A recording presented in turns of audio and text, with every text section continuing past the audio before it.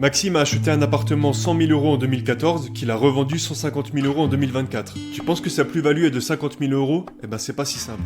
La plus-value est effectivement la différence entre le prix de vente et le prix d'acquisition. Le prix d'acquisition peut être augmenté des frais de notaire à hauteur de 7,5% et de certains travaux à hauteur de 15%, car le bien est détenu depuis plus de 5 ans, ou sur facture si le coût réel était supérieur. Concrètement, le prix d'acquisition est donc de 100 000 euros plus 7 500 plus 15 000 euros, soit 122 500 euros. Le prix de vente, lui, est diminué de certains frais, par exemple le diagnostic DPE, disons de 250 euros. Le prix de vente sera alors de 150 000 moins 250 euros égale 149 750 euros. Et la plus-value sera la différence entre ces deux valeurs, soit 27 250 euros. Tu t'en doutes, cette somme sera imposée à hauteur de 19% pour les impôts sur le revenu et 17,2% pour les prélèvements sociaux. Au-delà de 5 ans, il existe des abattements pour durée de détention. Maxime ayant gardé le bien pendant 10 ans, il sera imposé à 29,1% et paiera alors 7 930 euros d'impôts. Il lui restera dans la poche 142 000 euros.